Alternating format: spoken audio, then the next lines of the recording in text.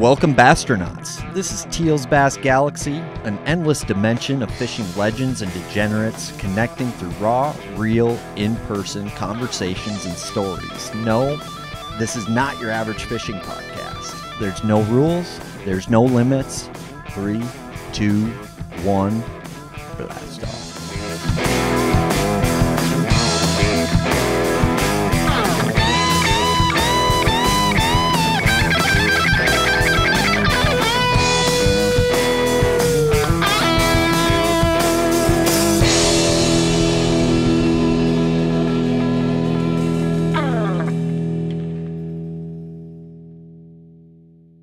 This podcast is intended for mature audiences. Viewer discretion is advised. And subscribe to our YouTube channel. Attention all Bastronauts. This podcast is supported by the Bass Galaxy's title sponsor, Waypoint Angler Supply, the Midwest's new landing pad for hardcore anglers just like you and me. If you're looking for the sneaky goods you can't find anywhere else, look no further. Waypoint Angler Supply has the largest offering of JDM tackle in the Midwest, and they are right here in Minnesota on Lake Minnetonka.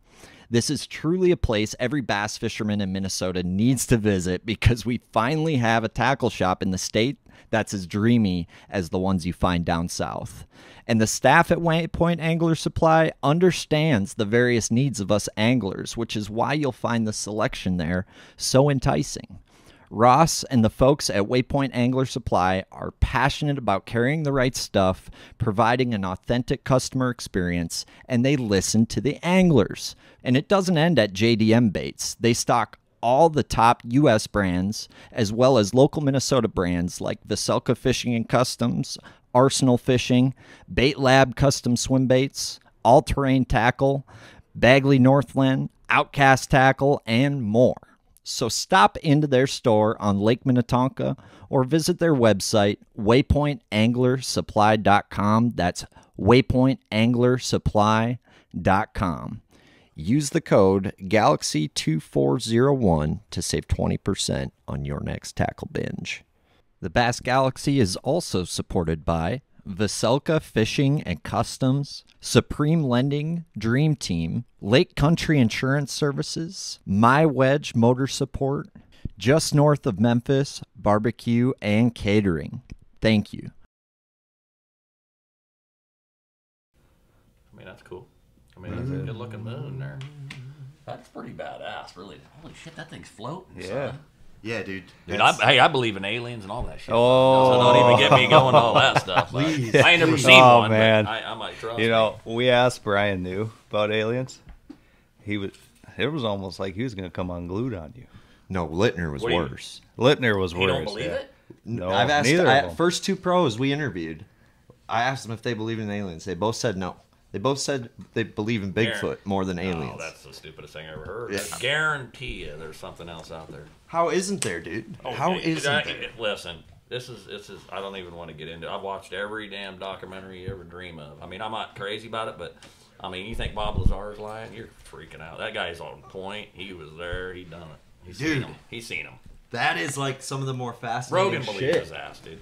Dude, and Rogan ain't no dummy, but like, I still got more questions than answers, right? Yeah. Because, dude, I feel like we could be aliens. We could be. Oh, very well could be. Shit, I could be. We came from somewhere, and I sure as hell don't believe we came from a little tiny amoeba or whatever the hell it's called, 200 million years. I mean, maybe. We are so much more advanced than any other species. Well, I'm not saying that with the superiority complex, saying that we're the most advanced in the universe, but we're like way different than a lot of these species. So I don't know if I buy the evolution crap. No, dude, let me tell you something. They didn't have paper back then. They didn't write this stuff on rocks. Don't even get me going. Here's the deal. We could tell a fish story, and next week people are going to believe it. Just think, this is thousands of years this shit's been made up. Yeah. And then here you are, people are like, yeah, this is it. Well, you got a lot of hulabaloo that you've been listening to and documenting in your brain, and who knows what to believe. What do you think about there used being a prior civilization that was a lot more advanced than us? That could have happened, man. I mean, they found some pretty spooky stuff down in the buried and stuff. Like, they didn't make it. Well, why is it that we've only explored 10% of the ocean? Yeah, I mean, did we find something we weren't supposed to? Dude, it's crazy. There's pyramids in Antarctica. Mm-hmm. It's something about like and they don't want it. Well, I'm glad we got some guys that believe the same shit. But dude, it's great to see some other tinfoil hatted. This is not going to be your normal. Yeah, I don't need abducted Bassmaster This Classic. isn't your average fishing podcast. I mean, we have anti-gravitational technology right here. I mean, look baby. at this. Look at this. They didn't have that. They didn't have that 20 years ago. No, that is levitation. But what's weird to me is like the fact that like anthropologists and whatnot, they're not willing to admit that we maybe aren't the most advanced civilization. To me, that's an egotistical, super proud statement. Like, who's to say it? Like the poles shift. Yeah. The only thing that might be left's the pyramid, and that pyramid's been stolen 6 to 8 times. Dude, the skeptics are so lazy to just they don't just to say that it ain't. How do you know? They don't know. Nobody knows. It's just following the playbook. Oh man, it is. It's. Let me tell you something. Have you needed everything you've been taught in school, in high school? Not a single That's all thing. bullshit, dude. I told my teacher when I was in. This is something I got to tell you. When I was in 5th grade. I got caught cheating on a test. I just wanted to pass this sucker just to get through because I didn't study for it. It was a bunch of math that I knew I didn't need to know off the top of my head. Yep. I told my teacher, I said, I ain't going to need to know this stuff off the top of my head. She says, why is that? And I says, it's going to be like the Jetsons, huh? We're going to have this stuff at our fingertips, calculators, all that stuff. Damn right. There was no phones at that time. Sure. And I'm 39, so I'm a little older than you boys probably, but... that teacher, I guarantee you, she's like, holy shit, that little bastard was right. Yeah. That's crazy. That's crazy, dude. It's true, man. I was like, man, we're going to have this. And I've never needed to use any of that stuff. If I needed to, I'm not like, I'm going to just, if we lose our phones, I don't give a shit. I ain't going to be doing math anyway. Yeah. So I got it on my fingertip. I'll do the math question real quick and let's move on. I'm not going to sit here and think I'm cool and a math musician to come up with this deal. You know what I'm saying? Well, Chancy, you're the first professional bow hunter? Deer hunter? I don't know. You're the first professional hunter that's been in the Bass Galaxy. So, this is kind of a true honor. And, that's out of my wheelhouse. But that's cool, man. And you do bass fishing, too. Yeah, man. You're, into it. My love is both. Thank God I don't have to choose between the two. Hunting seasons at different times. We're done usually by October. I grew up tournament fishing since I was a little kid. I won my first, did the casting kids. Yeah. Remember that on the casting kids? Yeah. I won my area there in Iowa. I won that deal and I won the tournament. It was a 50-boat tournament, youth tournament, and you went with a local pro there, a local guy. And I won that tournament, I was so jacked. Won that. And then I ended up, a lot of people don't know this. I've told this story quite a few times, but I bought my first boat at a really young age. My mom and dad told me whatever I save up, they'll match it. So in Iowa, we get a lot of snow, so I scooped sidewalks. That was how I made my money. Oh, hell Scooped yeah. sidewalks, raised a bunch of money. I bought my first boat. It was aluminum low. And then the next year, I saved up more, and I ended up getting a Skeeter Starfire with a 150 Black Max Mercury on it. Thing smoked the whole damn lake up. Yeah. And that thing, it got her done. I was high on, the thing was amazing. I caught a lot of fish. I won my first tournament out of that thing, 20, 30, 40 boat local tournaments. And then after that, I got my ass kicked for quite a few years, but then I figured out how to take all those boys' money. After, I learned what I was doing wrong, and you learn. And I grew up tournament fishing. Bow hunting's always been one of my favorite things to do. And man, I love killing big bucks with a bow. Dude, so how does one become a professional bow hunter? And how does that work? I've been immersed in the fishing scene, so I get that. But how does that work? There's not really a profession. I just love chasing big bucks, and I've been successful doing it. There's no category, you know what I mean? Yeah. Do you do a show? So Whitetail Adrenaline, I'm a part of Whitetail Adrenaline. Jared Scheffler owns Whitetail Adrenaline, and I grew up bow hunting. I killed my first buck with a bow maybe 14 or 15, could be off maybe a year. And then after that, I hunted a lot of private ground, knock on door, old school, no food plots, no bougie stuff. I called these bucks in, there was no shit given to me, Got really good at that, and I met Jared traveling around. I'm also an artist. I keep pretty busy with my feather paintings. Feather painting? Yeah. What the hell is that? So a wild turkey fan. We're all over the damn place. But wild turkey, from aliens to bow hunting to bass fishing here tonight, boys and girls. We got a turkey fan, right? There's usually, 10 to 15, 20 good feathers on a turkey fan. Yep. I actually take those, I spray them with a clear flat, and I paint on them and use that feather as a canvas. But I've been doing them since 2003.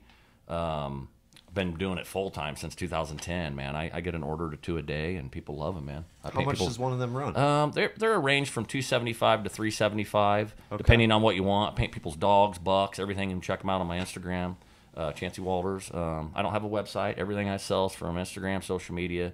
Websites are old news, boys and girls, I think. I don't disagree. You know what I'm saying? I don't disagree at all. Yeah, I don't you got disagree. a picture of one of these? I do. You want to see it right now? I do. Yeah, and then I'll probably have you send it to me after we can put it up on the video feed. Absolutely. I had to get a little order out. I actually donated to a buddy of mine's event, Giving Back Outdoors, and I painted some for him to donate. So I paint like right on the feather. I got a little goldfinch there. So that's literally on the turkey feather. On the feather, and then I frame them up in a rustic, 70-year-old plus barnboard frames, just like that. Wow. That's incredible. And people love them, man. It's an original. They're affordable as an original piece of artwork. I mean, most of the time you go to frame something at a frame shop, you're going to be over $150 for the damn frame and glass.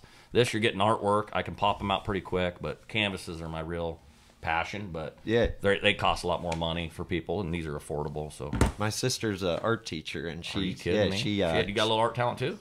No, she got all of it. In fact, like she's very abstract though. Yeah. Like she's kind of hippie vibe. But she had like an art contract like real young with Dumb Brothers, so she was on all their coffee mugs they were selling and shit. But dude, that's awesome. Yeah. It's hard to make a living in art as an artist. If I didn't have those feathers, you hear the starving artist. I mean, I don't make a ton of money doing. I make enough to pay my bills, chase my dreams, and give me time to chase these other little silly businesses that I got. Big Buck Rune. I got a cover spray. I got Crank Wraps, which is the lure wraps. Got a partner on his name's Rick Fishback. I brought him in, and we were able to take your jerk baits. You've seen them? Yep. Make them baits look real in seconds. I used to paint the baits, and I'm like, this is silly. We got to do this shit quicker. Made a sticker, and they go right on. I've templated about every bait in the country, except a lot of the Japan stuff. But we just keep on grinding. Yeah, dude. So this hunting show thing. Yeah. That's kind of, I think, where we were going before we got on some tangents. We'll get back to the aliens. Don't you worry. That's just it.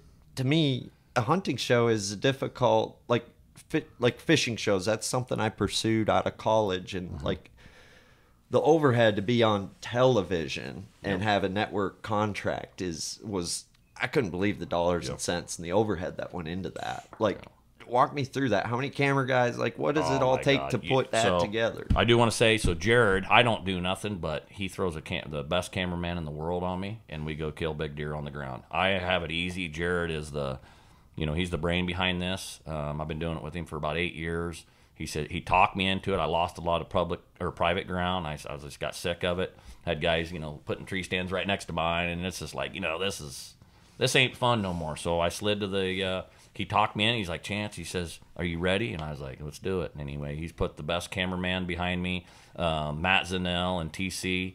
They're a couple of the best of all time. Matt is actually Jim Shockey's former cameraman. So this guy, I don't have to. And TC, they're both, amazing. TC's so dialed in. He got the style dialed. But, I don't have to worry about the cameraman. That's the last thing you need to be worrying about when you're chasing world-class deer on the ground is babysitting a cameraman. You got it. These guys are already dialed in. They know how I hunt. They know how I move, jib, jive, and bebop around. And they're just, it works out awesome. But, Jared, we've been doing it for 8 years. He's had the business since 2007 is when I first met him. But we're actually doing some streaming stuff on Amazon. You can look up on Amazon or Apple TV, Resurgence Whitetail Adrenaline. That's the first one that we've streamed so far. Sure. But everything else is on the website, whitetailadrenaline.com. It's pretty amazing. And the footage we got coming there's nothing even close to it. It's unbelievable. Dude, that's sweet. Crawling and brawling, baby. And there's Cherokee style. There's something to be said about cameramen that know what you're doing. It goes like Polinick, for example, and his camera guy. Yeah. Just the fact that they're so in tune with each other that they can be separated like that. And the guy knows exactly what he's got to film, how he's got to film it to make that happen. Mm-hmm. That is it's almost as important as you doing your job. Yep, it is. It's, I mean, they got to be in tune. I mean, because a lot of stuff we're doing on the ground, you got to somewhat, I got decoys that I built to kind of hide the camera a little bit. So we're in this, if we're in a little flatter area where these deer are in the open, there's nowhere to hide. And these cameras are 30 pounds. I mean, Jared's got, these cameras are like Hollywood style. Yep, they're big shoulder cameras. I mean, it's unbelievable. And to be able to hide a person's hard enough, but then when you got a camera the size of a dog food bag out there bebopping, waving that thing around, it's like you got to figure out how to hide it. And I've got a couple little things that it works really well. You'll see on the next footage. The latest video is called Uncuffed, and which uncuffed means knocking on. We can hunt public, and then if I can knock on door old school, if I don't know the farmer or whatever the area, I can knock on door and get permission. So I told Jerry, I said, dude, let me uncuff, let me go knock on a door if I see a big one, because when we're hunting public, we're cruising a lot, and we're trying to spot a big buck, and a lot of times we'll see a big one on private, and we're like, shit, I'm like, just let me after that bastard. I'll go knock on the door and sweet talk the old farmer lady or whatever I need to do to get in there. Yeah. What's your go-to like sweet talking line? Like when you get up to that owner's house. First of all, don't shoot. No, no, they're usually pretty cool when you walk up there, but you don't talk about no big bucks is the key. I've told this many a times. You don't say, "Oh man, you got a big old buck over here." Let me go hunt it. That don't fly. No, that don't fly. 'Cause then they're like, no, I got my relatives or my grandson. He likes to hunt, but if you just say deer, hey. I just want to go. There's a deer. I've had a tough season bow hunt. I ain't had no shots. Make them feel sorry. You don't have to get into it and make them feel like you don't tell them that you know what you're doing. I got then you. They feel sorry. Oh, he ain't gonna kill one anyway, and then you come dragging that big bastard out. But after that, I usually, hey, I'll get you some deer meat or whatever. I'm cool about that. Yeah, we do a lot of duck hunting out in North Dakota, and we have to do a lot of door knocking out there too. And it's that's getting more and more brutal out there every single year. I've seen some videos about that where this guy just went unglued on them these kids right on that cornfield line. Yeah. I wouldn't. I don't know, man. That would have been hard for me to hold it together on that old bastard. He was. A video talking about. I was impressed with them kids. Off, man, they held it together really good. Really professional. They were really professional. I don't know what I would have done in that situation. That boy was just jealous. And them guys are like, hey man, you guys can go. You can go ahead and hunt with us. Right. That old bastard. He didn't. He just. It was pissed me off. Right. It was a guy to like. Yeah. It was a power trip thing, is what that was. He was. He couldn't. He mentally was just. He knew that he was in the wrong and had to big dog them boys. Yep. That's crazy. What's the farthest you travel for this show? So. I just hunt Iowa and Kansas. I don't really, I'm not like jumping around. I mean, I like to focus. I like to duck hunt. So pretty much what I do now is I spend the month of, let's say from Thanksgiving, from Halloween to Thanksgiving, kind of my area to kill 2 big deer. Usually Iowa, Kansas. I get a couple tags. And then after that, I got the month of December to get Christmas orders done for my feather paintings. Get that shit done, and then, I love to kill a greenhead. So I got a buddy, Mikey Brand. I slide down there and hunt with him in northeast Arkansas on the Cache River, and we ruined the mallards down there. This year was a little tough, but we still killed the hell out of ducks. And once that water started rising there in the rivers and started going out into the timber, we started whacking them. But, duck hunting's the funnest because we can be just like this. Talk, shit, get out. Greenhead's working. You know what I mean? You can talk. You don't have to smell like nothing. Yeah. You can, it's more stress-free hunting. Deer hunting, there's a lot of shit that there's no duck. You flare that duck up, that sucks. Wait for the next flock. Deer, big bucks just don't come out of the woodwork.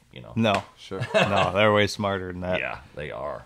It's amazing how I got a buddy named Ron Mayer. He's got a YouTube show. It's called Outdoors America. But the way he's able to track those deer and almost know when that deer is going to walk right through and putting himself right there, that process to me is a beautiful thing. And understanding, just like a lake, right? Just like bass fishing, you're understanding the terrain so much that you understand how the ecosystem navigates that terrain, so you can position yourself to. There's a lot of similarities there. Yeah, exactly. Like especially with the scope thing, it's like it's almost like identical, except when you're in a stand, there ain't 3-footers blowing you up and down to hit them. Yeah. Oh, man, I will tell you though, deer hunting's hard.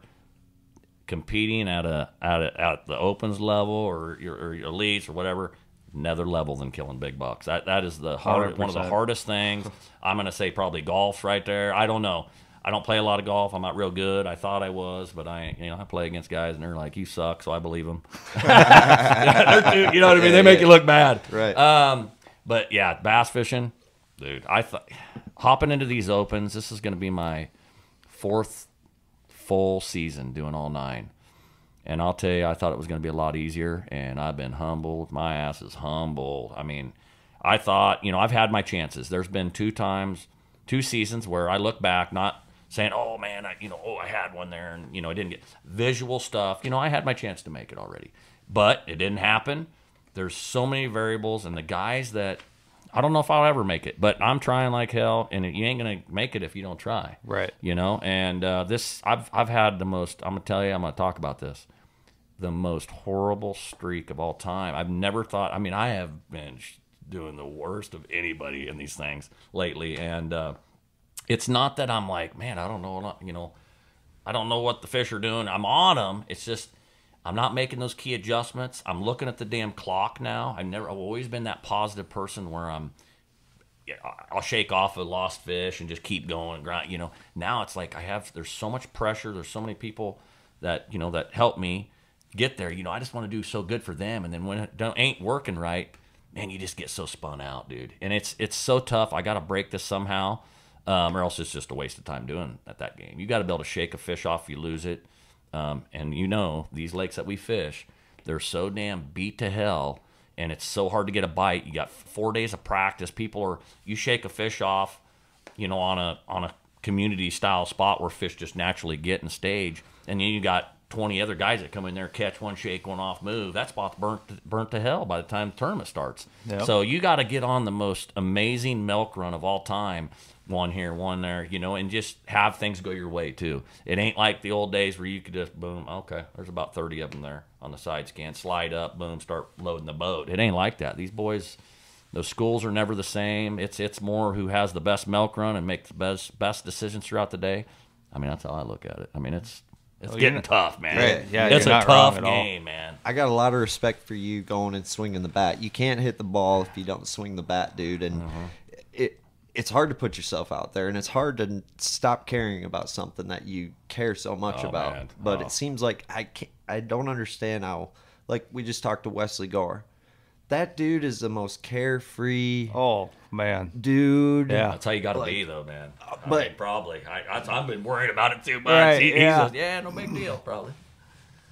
There's something to that, dude. There's something to that. There is. And I think, us ADD folk that we get a little wiry sometimes. I think we have to be probably a little more conscious about that, right? Yes. But yes, I'm really high strung, and I need to just mellow out, figure it out. And now you sound like McConaughey. Keep doing it. Right here, right now. All but right. yeah, no, it's a special game. My favorite. It's my gamble. It's my love. It's my passion. I got an amazing wife, Jess, that deals with my wild ass. I am a pain in the ass. Trust me, chasing these things. This is hard to deal with. We're hard men to love. Yeah, let's be honest. Trust me, she's not ready to kill me, but I love her to death. She's amazing, and I'm here. I wish she was here. She's a woman that anywhere I'm at, I've never been like, I just want to do the guy. She makes hang. more friends than me. She hangs. I've never been anywhere I've not wanted her to be there. She's amazing. I wish she was here. That's awesome, man. What does she do for work? She works for a medical company. She sells equipment to the hospitals. She kills it. She's awesome. She's very sugar mama. Oh yeah, well, everybody thinks that. I pay my own stuff right now. Eventually, I got to make a little more money, or she will kick me to the curb. I wasn't saying you weren't. No, there could be a sugar mama. She does and way a sugar better daddy than me at the same time. She makes more than I just get by, but she's like, you better figure it out here pretty quick. As long as you're happy, man. I'm that's happy. all that I am matters. happy. A lot of rich, pissed off folk. Yeah, exactly. Hey, right, money ain't exactly. everything. Let me tell you something. I've been around a lot of people. Got a lot of amazing friends, and money ain't everything. I'll tell you right now. As long as you're chasing your dream and you're getting by, you can wipe your ass with that money. It's there ain't nothing. I'm living. I am very blessed. I'm telling you, I've had a most amazing life. I've met some most amazing people. I've got to do things. I think I had a really shitty life before this one because everything's just flowed for me.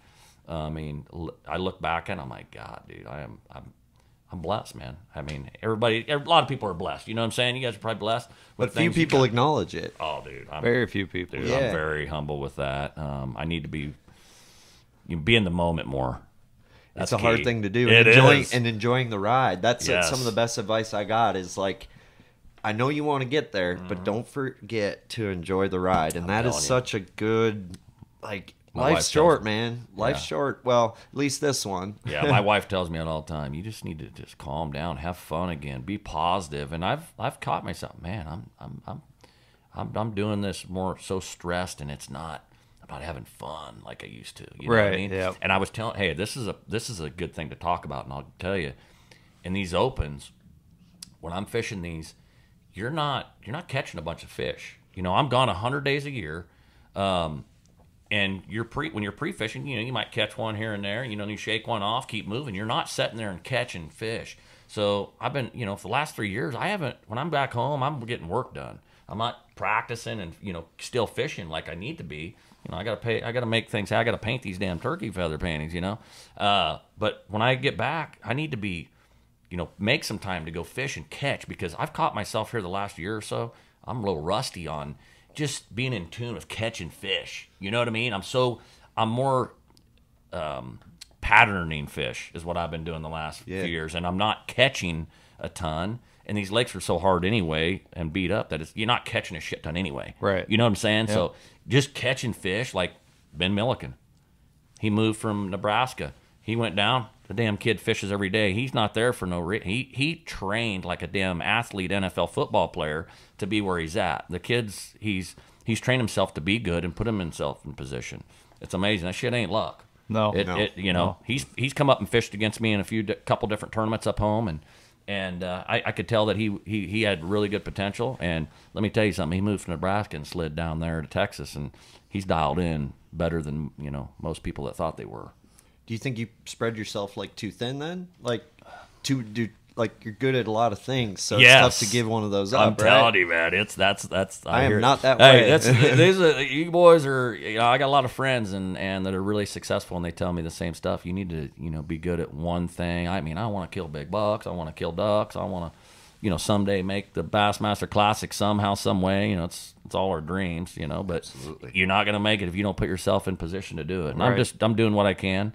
You know, shit, if it doesn't work out, hey, I tried, and shit, I got buddies that make it. I mean, my buddy Adam, I've been traveling with him this year. He's right in there, top 2 or 3. Rasmussen? Oh, yeah, he's a rascal. He's a beauty. He's one of my favorites. It's great. He's silent but violent, dude. That guy's his rod talks. He is. He's good, man. We've had some good talks, and we've traveled the last year or so and together. And he's a beast, dude. He's. I've learned a lot from him, and he just tells me, Chance, you just need to calm down. And Adam, he's so calm. He's so calm. And I'm like, God dang, man.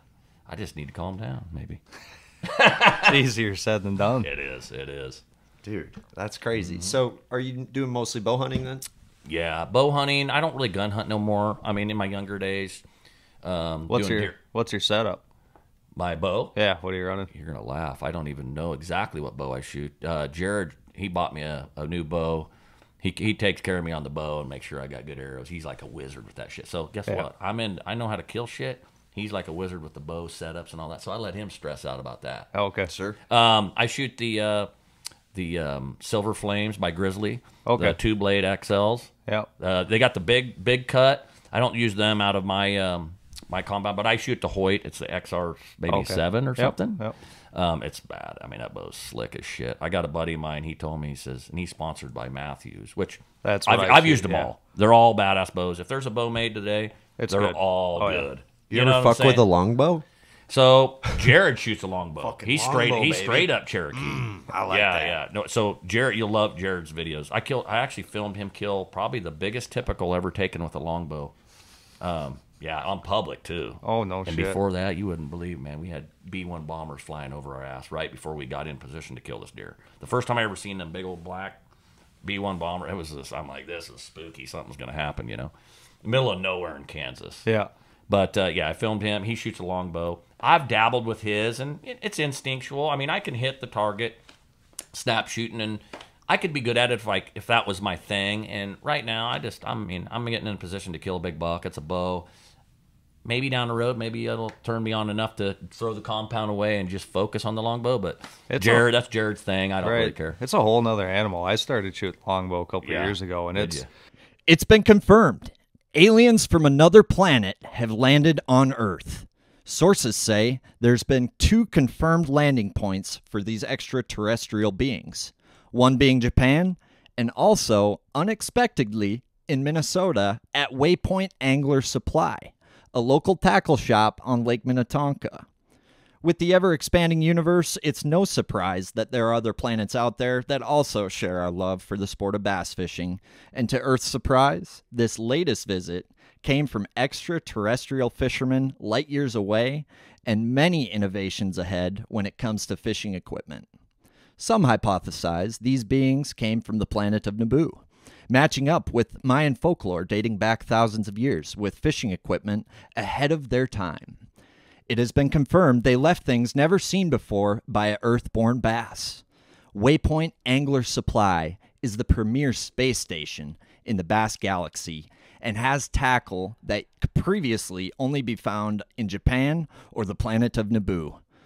The Waypoint ship is full, but we don't know when the Bassastronauts from Naboo will be back. So hurry in to Waypoint Angler Supply today and stock up on that Area 51 Planet of Naboo JDM good before your buddy is whooping that sweet ass of yours. Stop into their store on Lake Minnetonka or visit their website, waypointanglersupply.com. That's waypointanglersupply.com. In the month of August, use the code GALAXY2401 to save 20% on your next tackle binge. Hello, Bassastronauts. Introducing the new demo program from Vocelka Fishing and Customs. That's right, you can try a rod before you buy it. If you're fishing the Team Trail or the Champions Tour this upcoming season, you're eligible for this. There's no down payment, there's no upfront purchase required. Just contact Mr. Vocelka before the event, and let's say you want to try a new hair jig rod out for Okoboji or Mille Lacs, or you need a new tube rod going into a smallmouth event, contact Mr. Vocelka ahead of time and you can actually try that rod out and practice before you buy it. You have to return it before tournament day though, unless you're going to buy it, because these things are weapons. They're absolute weapons. So that's the new demo program from Vocelka Fishing and Customs. Contact Dane today and schedule the finest rod using experience north of the Mason-Dixon. Do you trailer your big outboard? Then you need the MyWedge motor support. MyWedge keeps even the heaviest motors safe and secure on the trailer. And talk about easy.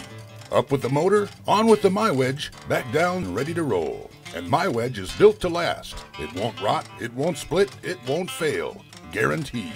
Pop on MyWedge centering clips for lateral stability and you're good to go. MyWedge, security in a snap. To order yours, go to mywedge.com. It's that whole instinctual thing like you're talking about, and just knowing where that arrow's going to hit. Mm-hmm. It's a really tough thing to learn, but it's fun watching that process.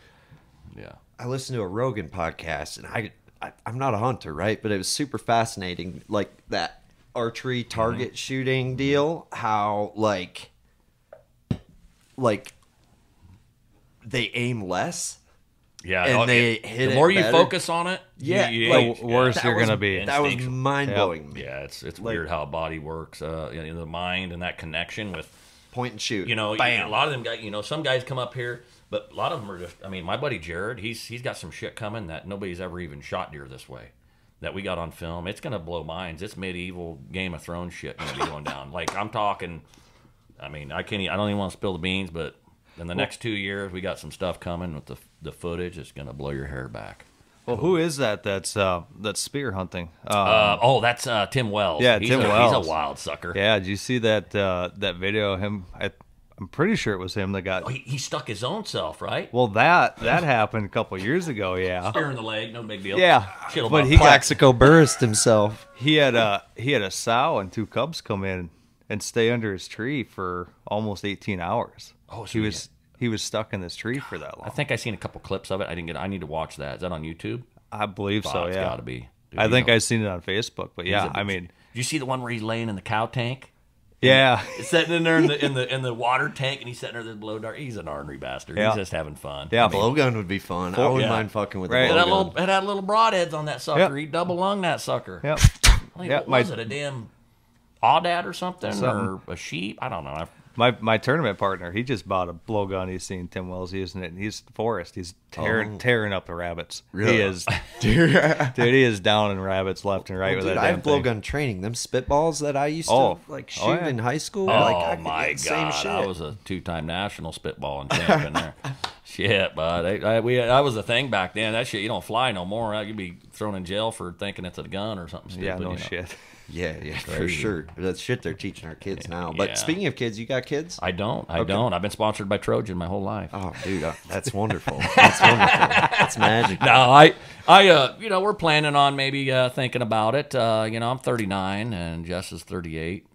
If she still wants to be with me, you got like we'll 3 see. months. You better hurry up. She, we got to figure it out. I mean, that's risky. That and you get around 40, man, even mid 30. There's things that could happen.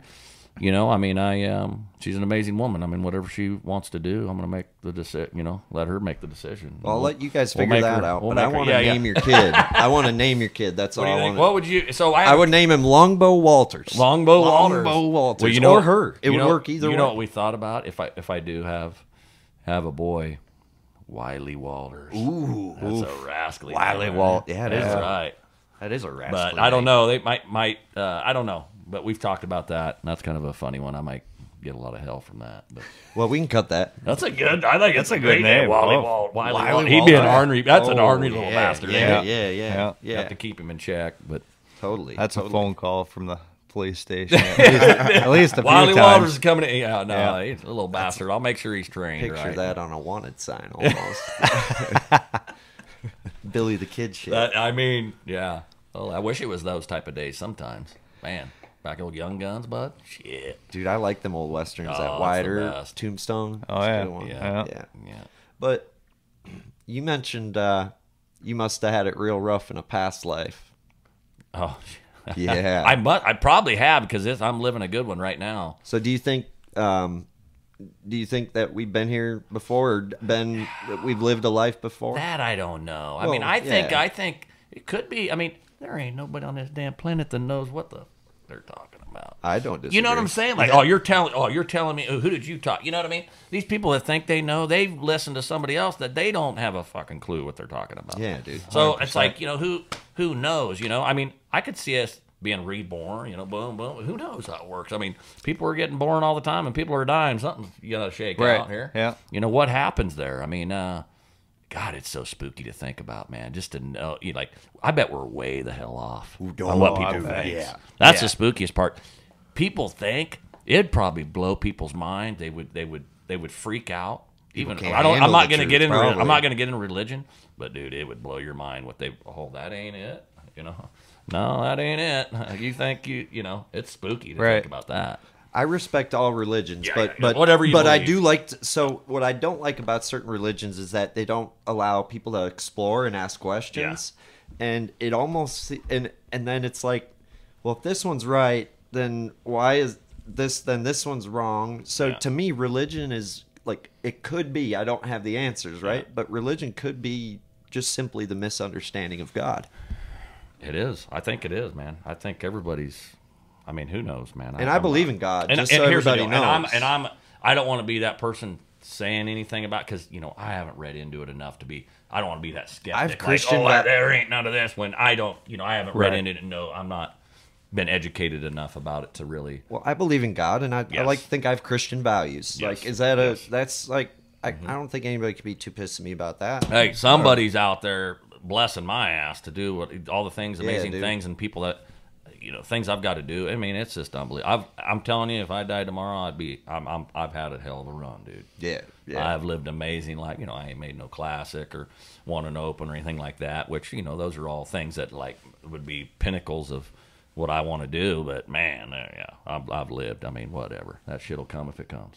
What's your favorite conspiracy theory that you definitely buy into? Man, there's a lot.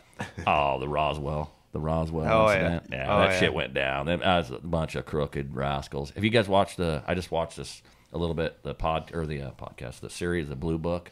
It was a lot. I mean, there's a lot of corny stuff on that thing. I haven't heard that. Yeah, it's Project Blue Book. Oh, I heard about it. Yeah, Project Blue Book, dude. It's.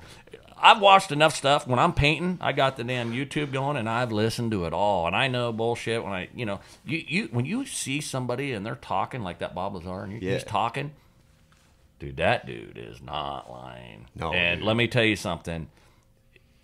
I mean, he took all the liars detector tests, everything. I mean, there's 3 or 4 of them that are there. It's went down in front of them. They've seen it. They've touched it. They know what I'm not saying that aliens or whatever. I'm talking the wreckage of that stuff, and that's just crazy, dude. It's wild. I got a couple videos I'll show you, or I'll send you just in case you ain't seen them. It'll freak you out, dude. I love it. And I love that dudes stuff. They're scared. I mean, they're the real deal. I mean, So when you say Roswell, we're talking about the 40s, right? Yes. Like the first, like after the nuke went off. Yeah. After the nuke went off, all of a sudden, a bunch of UFO landings happened, right? Yeah. And those meetings at that place, there's no written anything. It's all like verbally, like spoken, right? Yes, yeah. I totally... You got to watch the Project Blue Book. There's a little bit of extremes, why they made the show, little more stuff that they added on there that they probably should have. But I'm telling you, dude, it went down.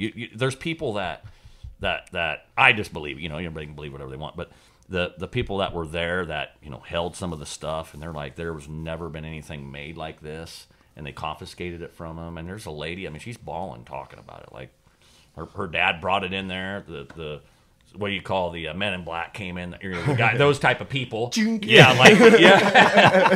in there, and they're like, you talk about this, I mean, they'll kill you, right. And they just, okay, we won't say nothing. And back then, you listen to that shit because, or whatever. I mean, the stories are crazy. I mean, I don't want to get too in depth in it because it's my own belief and all that stuff. Dude, you're fine. This shit's interesting. It's crazy, dude. I got a couple I'll send you. Just, oh man. Do you think like we made like a deal with them aliens? I don't know about all that. I just think that, they were bebopping around here, maybe wanting to do a little bass fishing. Wreck that something. Can't blame them. I'll tell you what, they dropped off some good jerkbaits in Japan on their way. They got some stuff you never even. It's great. I always say that Japan's 10 years ahead of us with their lingo with baits and little silly stuff. It's just like, man, Kenta Kamira, I've had the pleasure of hanging out with him a couple times and talking to him. He's like, I said, how's the fishing compared to over there? He said, this is way easier than over there. Dude, you got to imagine some bitches are surrounding around a thing like a damn trout pond. I mean, they're snagging each other and trying to catch a fish. I mean, the fishing's so brutal over there. Them boys, that's why they're all good, dude. I mean, do the math. Yeah. There's very few of them that aren't good, and there's a reason because they fish shit water, and that's their NFL football is bass fishing over there. So do you think... They don't, you know what I mean? They're psycho. Right. Well, the city kids were 2 hats ahead of the country kids as far as like which hat was cool or whatever. And another species. And when you dealing with more competition and more pressure, it competition causes innovation, right? That's what that's the reason capitalism is what it is, right? So do you think the fishing being shit over there and much tougher is why the Japanese tackle market is as good as it is? And the lures and baits themselves are... I mean, them damn, they got all the little cartoons and all that stuff. That's just Kent actually carves a lot of that stuff. Do you guys know that? He carves a lot of those baits for depths, like that new frog and all that stuff. It's pretty cool. He's just he's very talented when it comes to bait design and all that stuff. He designed a lot of that stuff for those guys. It's pretty cool, man. That dude, I'm telling you, he's top 5 in the world. Oh, dude, he's a beauty. I don't care if he's not up in contention in this class or anything. That dude is always in contention to win anything that he does. He fishes more than anybody on this planet, seriously. Like, he's fishing 18 tournaments. Yeah. Like, obviously people fish more than that, but I'm talking professional level, traveling, bebopping all over the country. 18 or so Bassmaster events. Are you kidding me? That dude's solid. It seems like that tackle's more of an art form for them over there, is. right? It is. Like versus like USA, it's more profit driven and spreadsheet driven versus like it's an art form. It's an art form. They're truly, it's all about the product. It seems like it's all about that. And over here, it doesn't seem to be quite the same. Have you noticed when you grab something like that from Japan, it's like, it's just so different. Yeah. And all that stuff, Yeah. every one of them from, the mega bass to all that type of stuff, I mean, it blows my mind when you grab it. It's like, yep, that's Japan. You get to look at it. Yeah. They got the little cartoon eyes and all that goofy stuff. It's hilarious, man. I love it. It's cool to dabble around. I mean, I'm very fortunate. I'm GSM. I'm sponsored by GSM, and so I'm running the Yamamoto baits and Bill Lewis and Buckeye Lures. So they treat me pretty good, and all their products are badass. I'm glad to be with them. That's what's up. So, we got my main sponsors, Waypoint Angler Supply. Oh, absolutely. They got a booth in there. No, I swear. Oh, that's okay. Well, you weren't there. I had a backpack today. I was drug dealing that tackle this morning. Okay, well, I seen somebody that had something. He's wearing the hat now, but yeah, they're kind of like the new hookup tackle of the North. Nice. And they got some. They're in with some super sneaky companies, so it's been really fun to get to know those guys and there's room. Be on the front end of that. Dude, I love watching. I mean, that hook over there at Hookup. They do a great job. Dude, I like that dude. He's dialed in, dude. Yeah. That dude, I told him, I said, I met him at ICAST last year. I said, dude, you are a herd bull when it comes to tackling. And that guy, I don't even know if he fishes much, but that dude's, he's a scientist. The way he talks about shit. I mean, I listen to the dude. I don't know if even, I have seen a couple videos of him fishing. But he's so educated on the little stuff that, like, God dang, okay, you know what you're talking about. I'll listen to you. And Julius, I met Julius. He helps them. They're good people. Yep, absolutely. Yeah, absolutely. He knows tackle. All you boys know tackle. Shit, I'm just kind of all that Japan stuff. I'm kind of learning with a lot of that stuff, like different little odds and end baits and stuff like that. But I mean, Yamamoto's got a lot of good stuff too. I love the Yamamoto stuff, dude. They got so much good stuff. You know, got the best lure in the world. Goddamn Senko. I mean, it's unbelievable. You know what's cool? What I like what they're doing. They got a lot of baits that are, they're taking away some of the salt. A lot of that stuff you don't need the salt. Senko, you want the salt in there. But they need to almost make some without it. So when you're Carolina rigging one, you got a little lift in it, a little light lift on it. I agree with that. You can't jig worm a Senko. Yeah, I mean anything from whether it's the Sensei worms, to all that stuff to even the scope shads and all that needs to have zero salt in it. And they do, and that's why they made the shad-shaped worm, one of the most popular drop shade. I mean, you guys are smallmouth fishermen. Yep. That bait right there is amazing. Obviously, it's been amazing with the salt in it, but it would just hang there. Now they got the floating formula in it, and that thing's just full strut right up in there, horizontal down there, just tickling them in the beak, So it's a great design. I mean, they got the big one too. Yeah. The big shad-shaped worm. Yep. And that thing's amazing, dude. Bass love that thing. You go flat side down or up? I go flat side down because I'm telling you, it's not how you're supposed to rig it. But I like the flat side down because of the buoyant. Anything you take your phone or your hand, it's going to keep that thing more horizontal. I believe that. I trim the top of that. I mean, there's all kinds of little custom shit I do. It's people get sick of me talking about it. But you ever throw that Slenko with the Nico rig? I do. That's a good dirty water. That's like my dirty water Nico rig. That's almost like a combination between the old ring fry. Yeah. And I love that bait. Something about a bait. I was talking to a guy today. Something about a bait with rings on it or that ribs. They get the ribs. They get it in their mouth and they keep it in their mouth longer. It's more natural to them, and they work. I mean, there's anything with rings on it, I'm into it. Well, at the end of the day, like a fish, we throw a lot of paddle tails, but no fish swim like that. But they move water. They have ridges with them scales, like them fish feel them ribs feel it. too. Yeah, that lateral line, they feel all that stuff. I mean, I've never talked to a bass, but I will tell you that whatever you think works and whatever you build confidence in, that's what you got to be doing. Them female bass like them ribbed Trojan condoms. They like them ribbed 10-inch magnums. Like them rib slinkos. They do. Absolutely. You know what's a sleeper bait that I think is really good? Like if you need them to hold on to like a jig longer, that flapping hog. Dude, they keep that thing in their mouth. That's one of my favorite things, dude. They keep it in their mouth. It's so subtle too. There's so much kick in that. Crawdad never kicks. Yeah. Which there's some cool bait. There's times for it. But that haul, I'm telling you, it is subtle drag. I mean, crawdad it's like your hand moving across the bottom. Davy Height, mop jig, flapping hog, dude, trailer. The best one. Get some. Yeah, that one is hard to beat. I like the Davy Height's a Magnum. Man. They have the your football head jig, not the big mop ones. Yep. Those are cool. They're circumstantial or however you say it. But I will tell you the ones that I like are just the regular Buckeye football with the living rubber on them. Sure. And they got a little bit of silicone mix, dude. Check those out. Those are things. I've been talking about the living rubber. You barely move that thing, and especially when that water's from 45 to 55, that skirt just lifts up, and because you don't want to move that bait too much, you just let it set on a rock, and that thing will just start tickling that thing and that big old bass, and right up there in the beak, and she just lifts her up. Thump. It's the most beautiful the best bite slow of all pulling, time. Isn't it? Just a punk. That's my favorite. Or start swimming away with it. Slow pulling on a jig. Yeah, that's hard to beat. I gotta pee. I'm gonna let you guys talk. Yeah.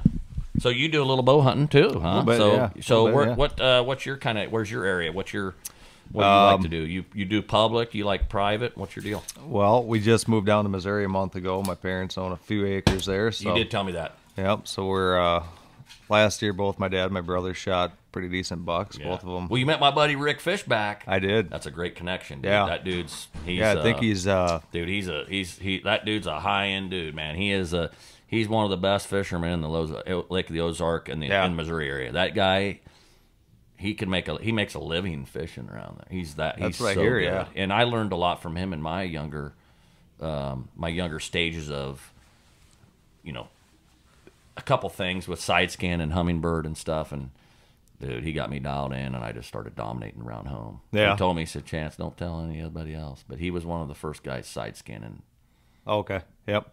And actually, counting them, and he taught me that, and I brought it back home. Yeah, and I'm definitely going to pick his brain on Lake of the Ozarks. Yeah, he's, he might be a little weird since you're going to be down there fishing against him, but right. He would I'm sure he'll get with you and go do some crappie fishing. He's a great person to know. The dude's connected. He's solid. That dude is probably one of the best people I've met.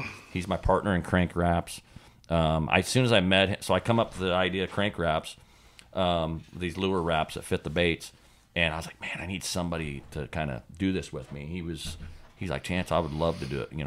He just seemed like the right dude to bring in as a partner. Yep. And brought him in, and he's been great business partner there. We got Chad Deaver. He's helped me with it. He's a Magnum. Look up old Chad Deaver, Tom Lloyd Jr. They got a bait company called Apex Tackle. Okay. Yep. They got some great stuff. They're just amazing dudes down there. But that's you need to keep his number in your phone. Yeah. He's a beast.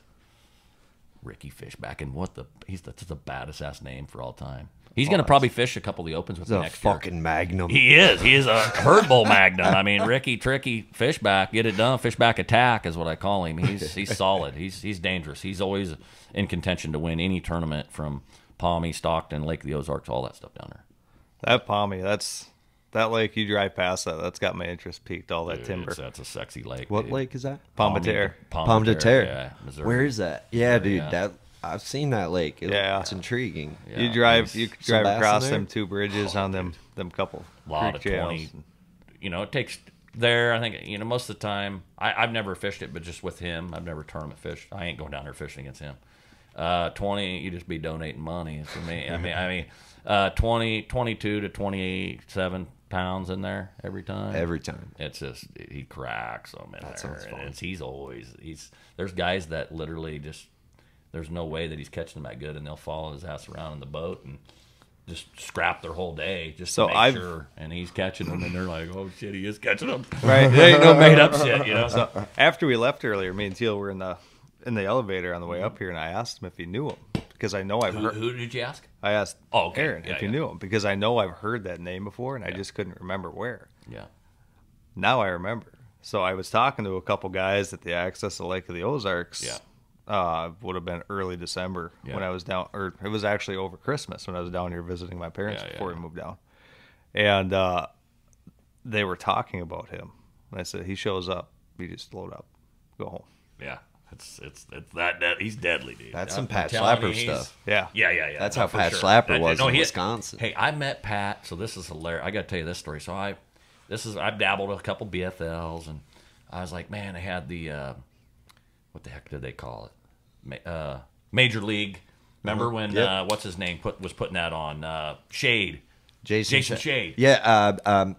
Major League Series. Major MLS. League Series. So I seen that, and I'm like, God, I got to get up in there. And well, the first one was at Gold Lake. So I slid up to Gold Lake, practiced a little bit. I'm like, I ain't on nothing crazy. I feel like maybe I could catch 13 to 15 pounds, and if I get a big lucky bite, But I was like, I wanted to hop in that thing, and I didn't know Pat at the time. I didn't know Joe Willert. I didn't know Josh Douglas. I didn't know any of them boys at the time. I knew Josh a little bit. He had a couple YouTube videos. Yep. Didn't know Joel yet, and Joel's became a really good friend. Joel's and a great Josh, dude. I'm really good friends with them. Those guys are solid. They've both been on. I traveled with Joel quite a bit. Josh, I've hung out with him quite a bit. I mean, those boys are Mille Lacs hammers. They are, and they're hammers anywhere else. Yeah. But those boys, what the hell was I getting at? Oh yeah, we were going Patch Lapper. I fished that Gold Lake tournament, and yeah, it was a team tournament, and I fished it by myself. And I had that first day, I had like a 5-pounder and a couple 3-pounders, which I had. If I could have finished out my bag, I could have been in contention, whatever. Right but I was just trying to learn and get my confidence going and compete against some other guys than just around Iowa and all that. And old Josh and Joel won that tournament, and then Schlapper and his old team partner, they got second. But that was the first time I met those guys. Yeah, that's it. That rascal. Ricky. Oh man, they're just. I could just tell. I'm like, these boys are on another level. I got to step my game up. And man, I went to work and just tried. Just worked harder and harder. Before I hopped in and did the opens. Yeah. But so let's say somebody wants to tag a big buck next year. What's the best advice you have for somebody who wants to kill a big buck next fall? On public ground? Well, yeah, sure. Public ground. Probably get real lucky. Yeah, there's a lot. I kind of got it in it's my own little book in my head what works for me to kill them and be productive every year and feel confident I'm gonna have an opportunity to kill a big one every year. I would recommend doing a lot more looking than hunting. Getting in let's say you got a public spot you're wanting to hunt, or a private. Say you got a knock on door. We got a 200-acre spot, and instead of just prancing your ass into there like I'm gonna go kill something, set your ass back. You're gonna have to sacrifice a day or two of hunting. Set back and just watch from a long distance where you're not messing up, because you don't know where these deer are gonna come from. It's a new spot. Yep. Set back and just, like, I'm talking like a quarter to a half mile back. Find a high spot somewhere away from that to where you can see most of the ground around it. So you do a lot of glassing from the truck. God, it's crazy. I don't get out of that damn truck unless I see a big one. Yep. It's spooky, dude. It's almost like it's literally, it'd be like Mega Live and Live Scope and whatever. You're out there. Oh, you ain't casting if there ain't no fish there. It ruins you. And I ain't going after no buck that ain't there. Okay? Mm-hmm. So until I see one, I ain't getting out of the vehicle. So I'm glassing from high spots. But what I would do is I'd get up on a high spot, and then what that's going to do is all of a sudden you're going to be like, oh, shit, there's some deer over there. Oh, okay. Ooh, that's a big one. He's coming out there. Oh, there's some more deer coming up there. Now you have an idea where these deer are moving, where they're kind of hanging out at, and then you make an attack plan to slide in and kill their ass. I mean, sometimes they're patternable, sometimes they're not. But if you can get an idea where the activity is, that's where they kind of like to bed. Before just sliding in, all of a sudden you blow these sumbitches out of their beds. Then you got a real problem. Then they're gone. Yeah. They're over in the neighbors over there, and he's shooting the 200-incher. You just flushed out of the giggy weeds. You know what I'm saying? Yeah. So, there's so many variables. But it takes time to get confidence. I mean, I have messed up so many big bucks, doing this style that I've got it in my head to where I'm really confident every time going in. Like, I'm going to kill this sumbit. I'm killing it. I'm going in. I'm going to have an opportunity. And if I don't, I miss the deer. I'm going to put myself in position, and that's all you can do. Right. You know what I'm saying? Yep. In anything, any sport, fishing, hunting, it's all the same stuff. There's just you get confident with something, and I just got to figure it out a little more on the bass fishing side. I got the deer dialed in. You use trail cams? I don't. I used to. Okay. I used to. So here's what's crazy is back right out of high school, I ran 80 trail cameras for a ranch. It was 80. This is no exaggeration. I ran a ranch for my buddy Mickey Hellickson. He's a deer biologist. He used to be the main deer biologist from the King Ranch. Okay. No shit. I ran his ranch. He took a lot of the IBC members. They're just great. A big group of Texas guys. My buddy Carlos Benavides. All these guys. And I would take them out and I'd run these cameras in it. And they were before digital time. So yeah, you'd be pulling cards. It was the 35 millimeters. Oh, really? This is back in the day, bud. I'm 39. Yeah. I'm old enough to be your dad's. No, I'm just kidding. How old are you? 30. Okay. 30. Yeah. So I'm old. Yeah. You'd be a real young dad. You'd be blowing loads before I did, bud. So what's crazy is I I was running those, and I'd run 35 to 40 of them. Some of them would be broke down, 4 or 5 each day. And I'd run those, and then the next day, and I'd dump, quarter bag of corn in front of them, and I'd have this giant aerial map, and I would strategize these bucks, and I would put the tree stands up, and we would figure out what these deer were doing. But the problem is you're in there. The best places to hunt. Are you ready to reel in your next home purchase or refinance? Supreme Lending's Dream Team can help guide you through the entire mortgage process, from pre-qualification to closing. They have a wide variety of home loan programs in their tackle box, including down payment assistance and first-time homebuyer options. Just ask me. I trusted Aaron Dagas, a bass fisherman just like you and me, and Supreme Lending's Dream Team to help finance my first home. Contact Aaron Dagas and the Dream Team today by scanning the QR code or giving them a call at 763-326-0677. That's 763-326-0677. Did I catch a 7 in there? Or visit their website, aarondages.supremelending.com. That's AARONDAEGES.supremelending.com. Most tournament anglers and guides are not covered fully or properly. Most insurance policies don't cover exposure due to tournaments and guiding. Taking the chance of using the wrong insurance gives the insurance company an out when settling a claim. How will the insurance company know that you're fishing tournaments or guiding? Well, social media is their #1 resource. And guess what? They use it. Lake Country Insurance offers one of the only products that can cover both tournament and guiding use in your vessel. Anglers don't seem to hesitate spending $50,000 to $100,000 for a boat. Why risk that large asset, all because you wanted to save a few extra shekels? Are you nuts? Call the folks at Lake Country Insurance today and make sure you have the proper coverage for your boat before the unexpected happens. Call 612-285-3113 today, or visit their website, lcisagency.com. That's lcisagency.com. Hey guys, Aaron Teal here with Vocelka Fishing and Customs here, and excited to talk to you about my new signature series rod, the Puppet Master. My #1 confidence technique is by far offshore power finesse fishing, so we've spent a lot of time and a lot of years creating the perfect bottom contact power finesse rod, specifically designed to fish 3/8 to 3/4 ounce football jigs, tubes, swing heads, dragging a swim bait on the bottom, and any bait that you need to manipulate with your hand and land that fish. This rod is perfect for it. The big thing that we found that was an issue with other rods is they were either too crisp and sensitive, where they were too fast, or they weren't quite sensitive enough and they had the right action. So what Dane built with this rod is the most sensitive bottom contact rod I've ever held in my hands.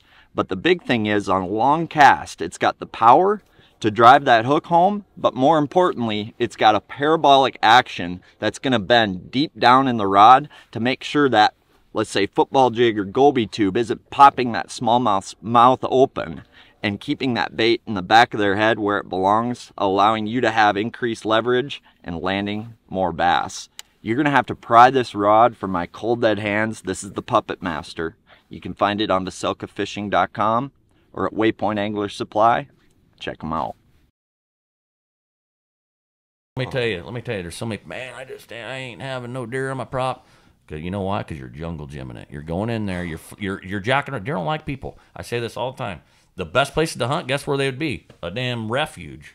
Yep. You know why? Because there ain't no hunting pressure. Yeah. Yep. Deer don't. If you treat a place just like a refuge, you don't need to be going in there running cameras. You can, nowadays you got digital. It goes right to your phone. You can plop that thing out in there somewhere and whatever, and it just, you don't have to go in there and check it because you got plenty of battery and card. But you just want to stay out of there and then slide in when the time's right. And the big buck, they're like, oh, this is a happy spot, and all of a sudden they're double lunged. You know what I'm saying? They don't. You know what I mean? That's how. Yeah, dude. That's not traditional. No, it's people are. Let me tell you, people have a disease to fuck up their hunt before it even happens. They can't help themselves. Yeah. They have to go get these cameras right in the bedding area. And there's guys that are good at it. They know how to do it. But don't go out there and go putting this shit right in there. You're doing more harm than good. Stay out of there. Go put your stands up in the summer or whatever. Get them where, and then when the wind's right, and when the weather's right, if it's dry as hell and you're walking through a big ridge, I mean, you're probably going to bust them out of there. But if you only have a certain amount of time to hunt, get your ass in there and hunt, figure it out. But if you can play it right, you got to be careful. I mean, these people just get in there and they're driving their four-wheelers in there and going in and checking their shit. I'm like, you ain't ever killing a big deer. If you kill one, it's going to be luck. So put your luck in your favor and stay the hell out of there until it's time's right. That's a facts. Right. A lot of times, too, just, when I'm hunting public land that I've never been on before, before I moved down here, my parents lived in Big Lake up in Minnesota. We had a lot of refuge around there, a lot of public land. Yeah. So we weren't familiar with it. There's a lot of people that hunt it. There's a lot of people walking through it. Yeah. Deer look for, they go through pinch points. They're, a lot of times you could just look at that map, kind of getting a good idea on where they're going to be. Just go sit. Yes. Go sit for a night, 2 nights. I'm going to tell you a little spooky little trick. Yeah. You can take an aerial map. If you got a property, pull up your Google and zoom in. You can see the deer paths in the grass. Oh, yeah. And a lot of people you can figure out by just, look at that beat down cow path. Yeah. Look, that's where they're going. And then you can make a game plan. So that's another little trick of the trick of the trade that I've learned. I killed a 150 a couple years ago doing that. Just looking at the map. You use Google Earth Pro? Google Earth, where you can go back in time and can see when it's dead or no leaves. Dude, where you it's so amazing. We use that for bass fishing all the time. It's amazing. Yeah, it's a low-key trick. But it's just, you can zoom. Okay, that trail's decent. There's the Magnum trail. And you zoom in. Oh, shit, okay. Well, and you can get a layout of the brush and, all the surrounding timber and everything, too. You can see your oaks, where the acorns are going to be, where they're going to bed, where they're going to feed. Yeah, that's the real deal. Well, man. That's just like... Hell, you might... Listen, I want to kill a deer someday. Yeah, I was going to say... I want to kill a deer someday. Yeah. I do. It's on my bucket list. Yeah. No, you'll be a good deer hunter. I can see you being like you could be a silent but you'd be a killer. He'd be... I could tell he'd be a sneaky one. He'd be up in there and he's killing them. This is easy, boys. So I don't have a lot of experience with a gun, but we had a work party where we did some trap shooting, and everybody's making fun of me like I'm not going to hit nothing, right? And my dad gives me our family heirloom, old 12 gauge, right? I didn't think I was going to hit shit. I popped every motherfucking clay pigeon for like an hour, and I didn't even know. Yeah, I was just doing it. It's beginner's luck, and then you just naturally instinctive did it. Well, the next time I start thinking about it, and I start missing them. Yeah. I don't know what I did. I don't know what I did right. I don't know what I did wrong. But there's definitely something to me trying to hit them versus not caring about hitting them. That's all I know. I don't do this at all, but it's happened. It's the same thing in bass fishing. I was literally talking to Fletcher Shyrock a little bit ago, and he's like, Chance, what's going on? He's seen it. It ain't been doing too hot. And he's just, hey man, what's going on? I said, it's just not working out. Da da da da. And I was telling him about when I was at Okeechobee, our first tournament of the year. This was a spooky thing, man. I didn't have really anything going, but I felt like if I spent my time in an area and just put my head down, I'm going to get 5 decent bites. It could be 10 pounds, but it could be 25. It could be a mega bag. Right. I got a couple bites. It was in the most community hole there. I don't know what the hell they call it. I'm in there. I slide in. There's 50 boats in there. Boom. I start plucking them. Boom, boom, boom. Catch a couple 5s, and I'm like, oh shit, this is going down. 2-pounder, and then some little bucks, and I'm like at about noon or 1 o'clock, and I'm like, I need one of these big ones. And I've already heard of dozens of people already caught 7 to 8, 9-pounders. I just need one of them, or another 5 or something. Just 2 more big ones, just medium 4 to 5 pounder, which are mediums there. Yeah, isn't it crazy? But I had 2 5-pounders and these little rats. I'm talking these little sick tit sucking bucks, and I'm like, we got to get these things out of here. And I spotted this clump, And I'm like, there she is. I know that's a Magnum. I mean, I know the forward-facing sonar game. I've trained myself to do pretty good. I mean, I'm not on no Milliken or Patrick Walters style, but I'm training. You know, I know what to look for, and that Mega Live's damn clear. At that shallow stuff, really clear. Oh my God, it's beautiful. So I could see that big old bass in the clump, which I'm an idiot. So that tournament was won by Scott Martin with the landscape mode. Yeah, yeah. Dude, I don't even want to get into that. I'm kind of bummed that people got to see it. Which I didn't really, I knew about it a little bit, but I didn't know. That's a deal, bud. It is the deal. Yeah. You can see him swimming around. It's a bed fishing. I got to talk about that in a second, but I will tell you, I seen this big bitch on that clump, and I'm like, there she is. And I already knew, and there's people all around me. I flipped to it. All of a sudden, I look out of the corner of my eye. Scott's, I didn't know it was even him at the time. He's 70, 80 yards from me. He hooks up on a giant. I'm like, this thing's 9 pounds over there. All of a sudden, I flip over there. Boom, she starts swimming off of it. I set the hook. Me and Scott Martin are both fighting these giants at the same time. I'm fighting this damn thing, and I'm like, holy shit, this is her. This is going to put me over 21, 22 pounds. And with this one fish, because I had those 2 rats. Yeah. This is 8, 9 pounder. My coon's like, holy shit, and I get it up there. I slide down like I'm smallmouth fishing like an idiot. I should have got really aggressive, just got in there and got, hung over and got it. Bear hugged him or something. I get over on the seat, Finessing it too much. Oh, dude. And it's just right at the other boat.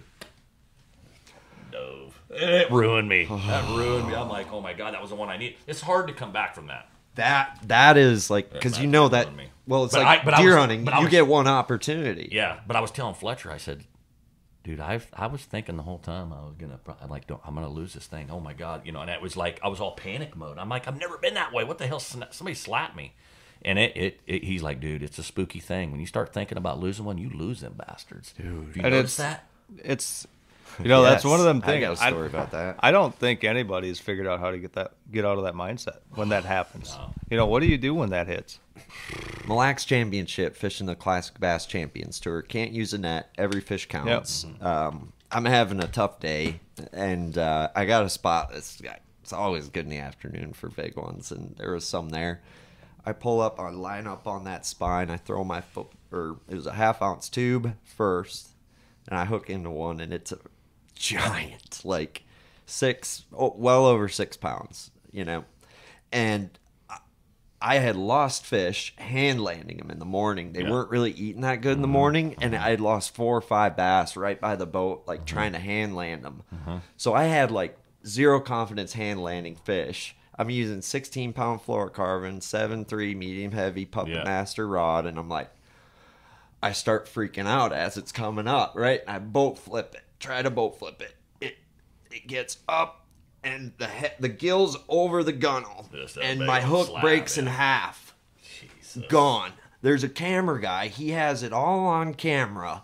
And I just lose my mind, right? And then I was like, why did I try to boat flip that fish? What was I thinking? So, like, I serve a 2-minute penalty for that or whatever, and then I get back up, and tube's broken, throw my football jig out there. Same thing. Boom. There again. Got him.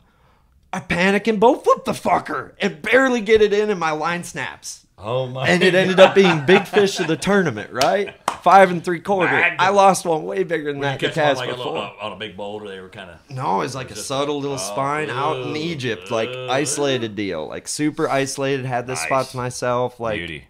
So, the camera guy, he's like, dude, how big was that one? I have a picture of it.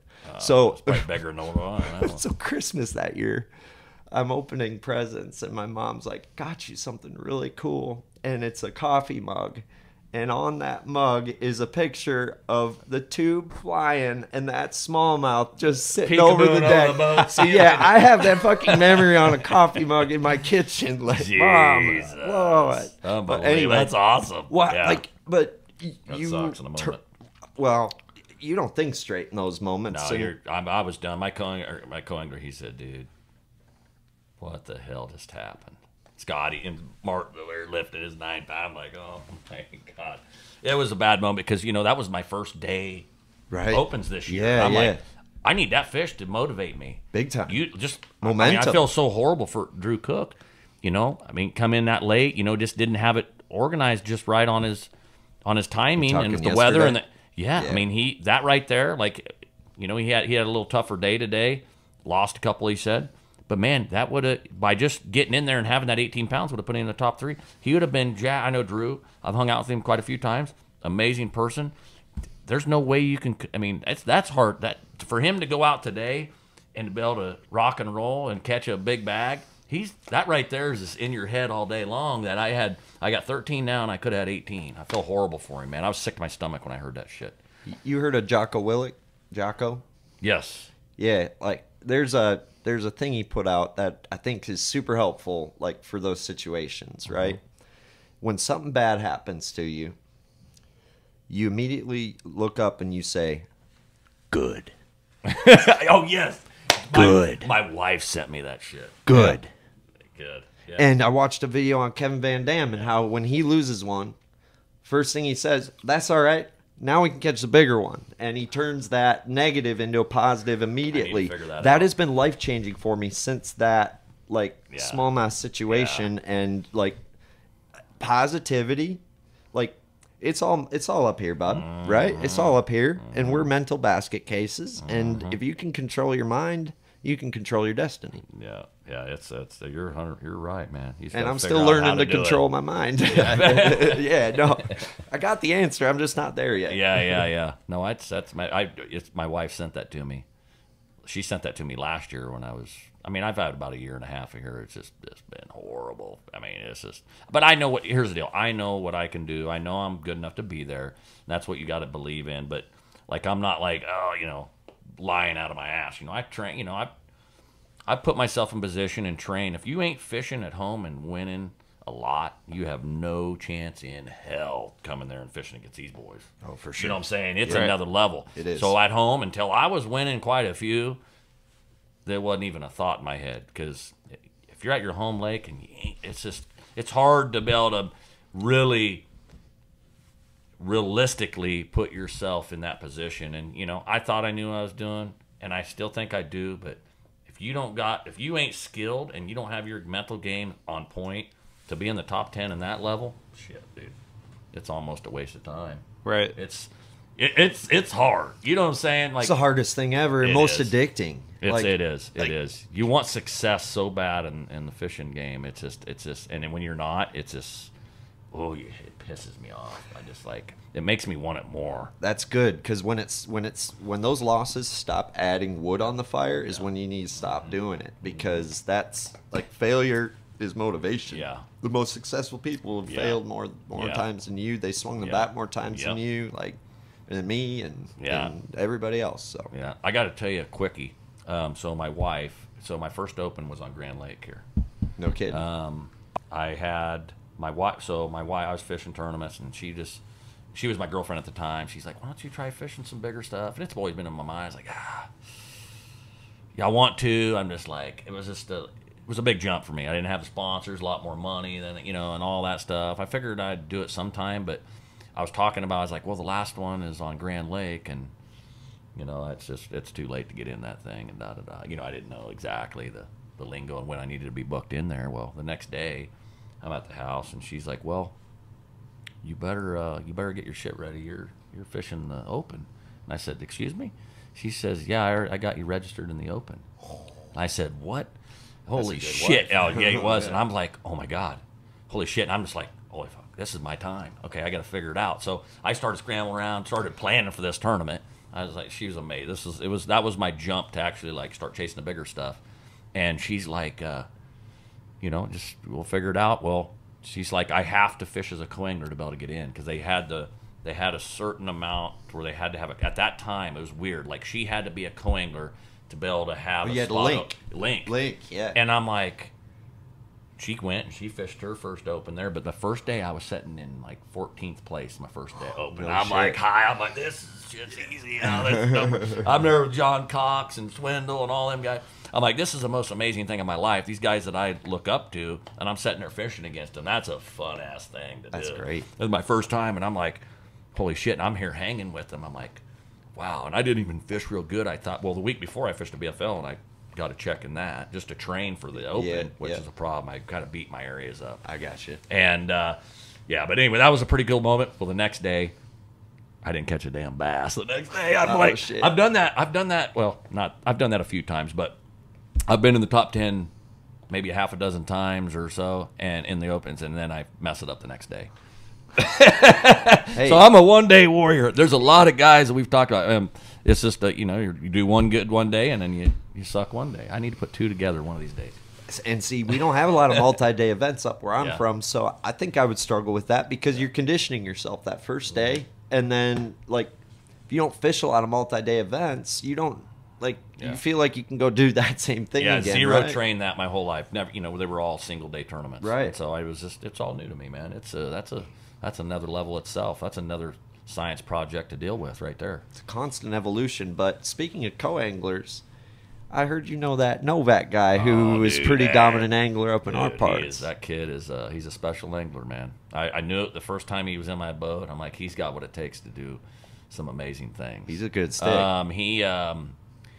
His first time might have been on Grand Lake here with me, and then the second time was on Smith Lake. And I've had, I don't know how many damn opens. I've fished at quite a few of them, 30-some.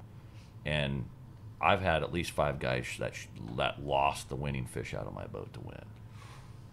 Like they were in contention. If they would have just got those fish in or whatever, they would have won the tournament as a co-angler. And that's, the co-anglers, here's the problem with having I'm not saying anything bad about co-anglers or anything like that, but if you got an area, and everybody that's a boater, they'll tell you the same thing and anything, and it's part of the game.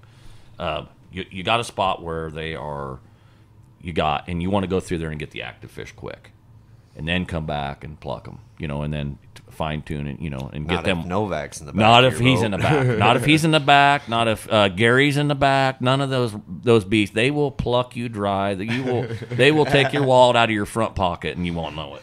And they are just that good. I mean, you got Chad Smith. I mean, that's savage. I mean, he'll pluck you. He'd pluck you dry too. And then do a hair flip. But then you got it. On those spots where you just want to run through and get some active fish, and then come back through and then pick it apart. You can't do that shit now. No, if you got a co-angler, you have to either that. But then you're trying to keep them from casting.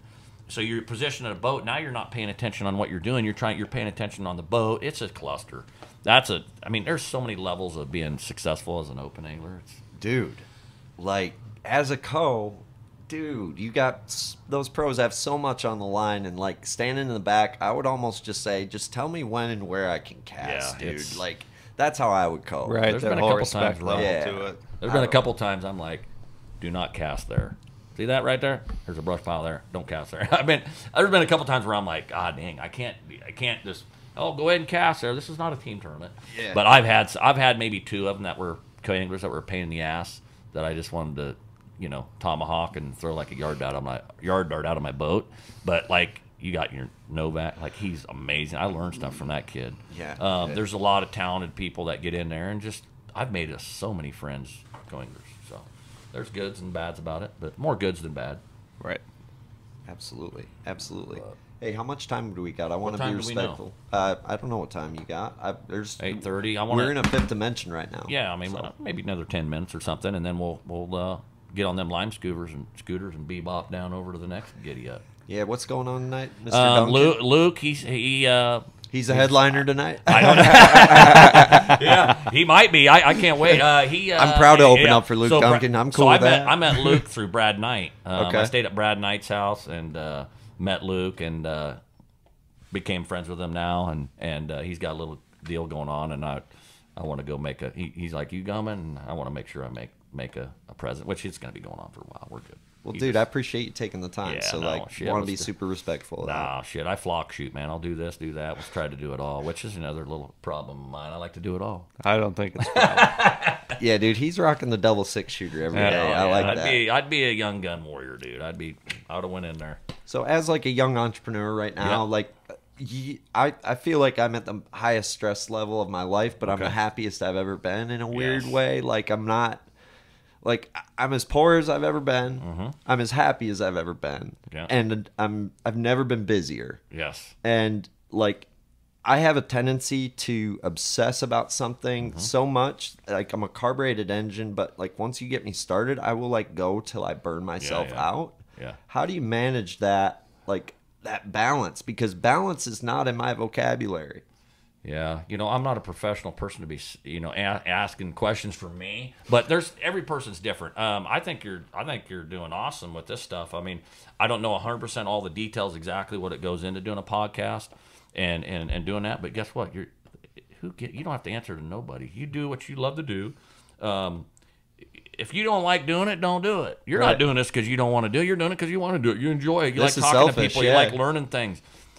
Be a selfish person and do what the hell you want to do, and it'll all work out. I mean, there's things, I need to be a little more unselfish with my wife, giving her more time when I'm back home, from fishing all this time. You should probably register her for that basket weaving open. There's give and take there. She wants to get, she's a hell of a fisherman. She had lake record at one of the lakes there for a while with me in a tournament. Yeah. Like bass, she's a big bass catching machine. But women don't give a shit. They're relaxed. We're all stressed out, and they're just casting. Oh, I got one on. Oh my God, dude, it's a 7. Soaking a Senko off the back. Yeah, I mean, shit, bud. But yeah, no, I think you guys are doing great things. This is great. I love the podcast thing. I've quite a few of them with different people talking hunting and fishing, and there's another good buddy of mine. They do the working class bow hunters. Okay. With Kurt, he's got an awesome one. There's all kinds of good guys, man, out there. But I think the podcast thing's pretty cool, man. You get to chatting and bullshitting, and people love listening to this stuff, man. It's pretty cool. Oh yeah, putting it on.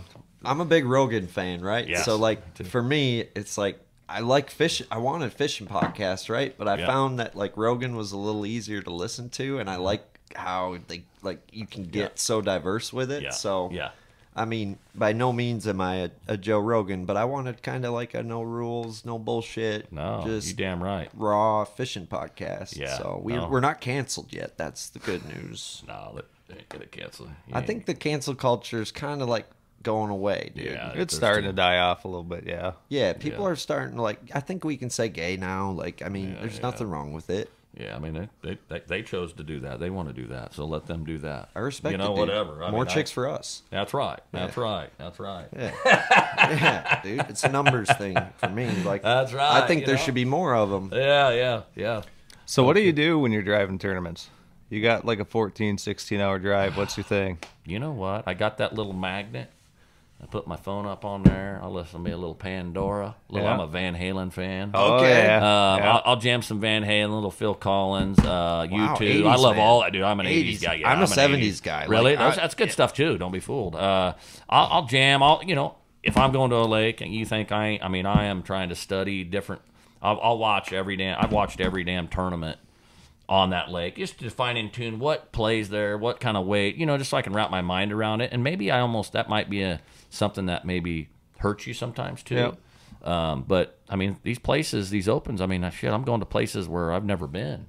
You gotta research it, right? I got a lot of friends back home. They're not so much tournament fishing, but they're like, dude, just go in there, and because I'm winning damn practice every time, it seems like lately.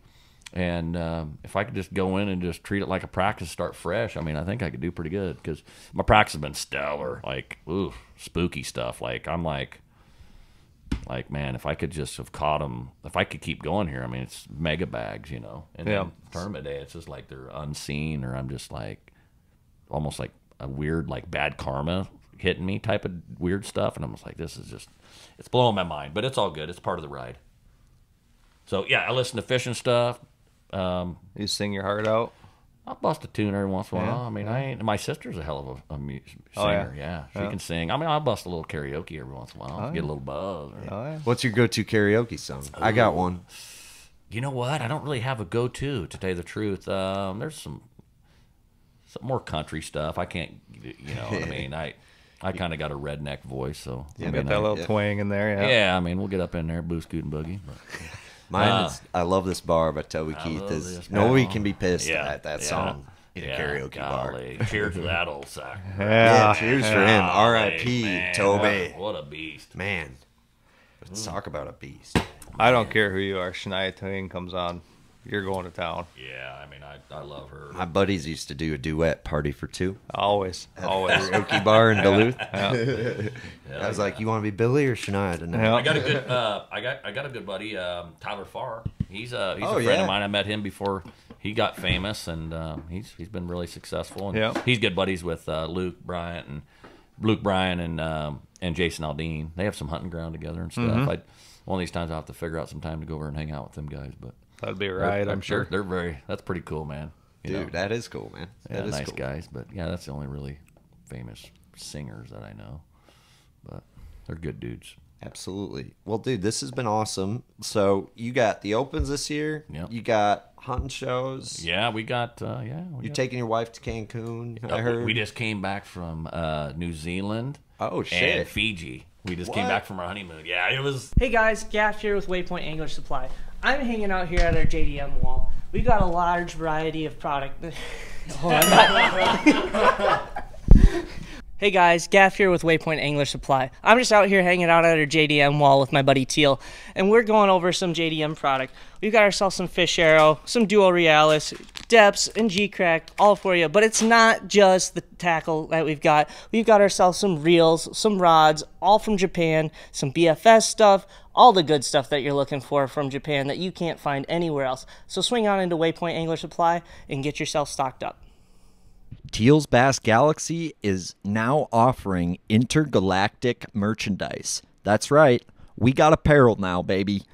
Check out our website. We got a variety of apparel, hats, bucket hats, sweatshirts, t-shirts, all the finest goods. So stop on our website, tealsbassgalaxy.com, click on the apparel tab, and start looking good, baby.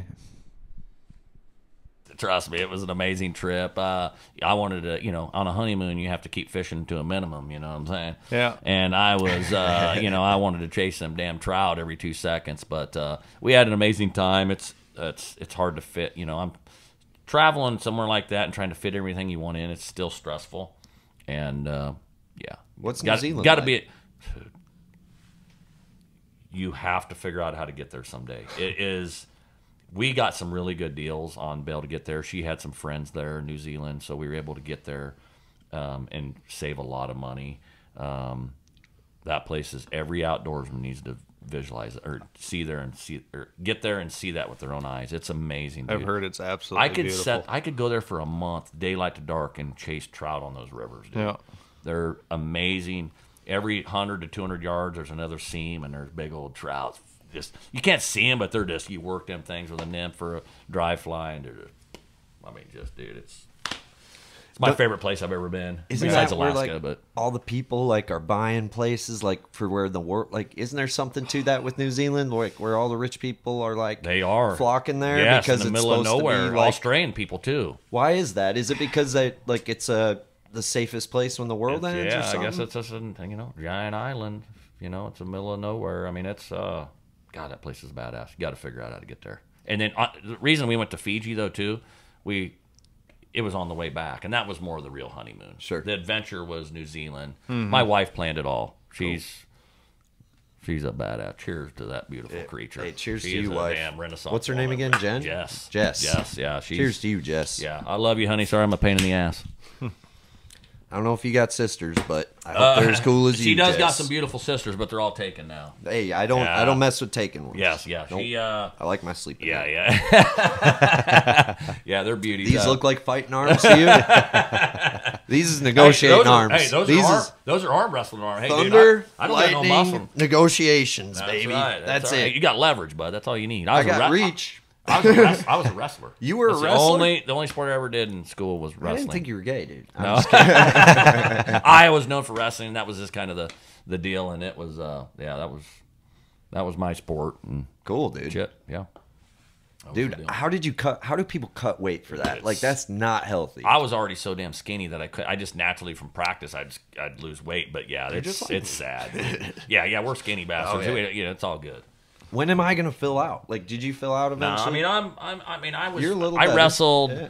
It was like 140, 145, and then when I graduated, I was probably 160, and I've been probably 5 years after that. I got into the 70s, and I've been ever since I graduated. Pretty much, I haven't went over 190. I've been 185 to 190 pounds the whole time, which is I think that's just obviously I could go start pumping weights and get all fit and all that crap, which Maybe I need to do that, but I feel damn good. I don't eat junk. I might have a cocktail here and there. I don't eat candy. I don't eat snacks. I mean, I have a fast-ass metabolism. You do too. I guarantee it. Oh, yeah. There's a tapeworm in here but somewhere. Something. I mean, yeah, exactly. Yeah. Yeah, so I'm blessed to have that. You know what I mean? I don't have to, Well, when you're young, you got girls threatening to beat you up, and it feels kind of shitty being the skinny kid. Oh, but my now God. everybody's fat, so I'm like, fuck you. I hated being a skinny kid. Dude, it sucks, but skinny whatever. and tall kid when you're little, because you're different, and you don't want to be different when you're little. But then when you get older, I like my goofy ass name, Chancy. It's different. I like to be tall, skinny. I mean, I'm happy to who I am.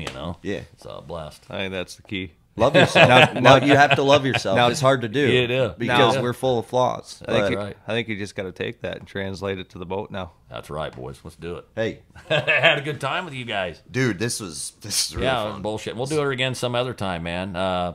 Cheers, Chancy Walters.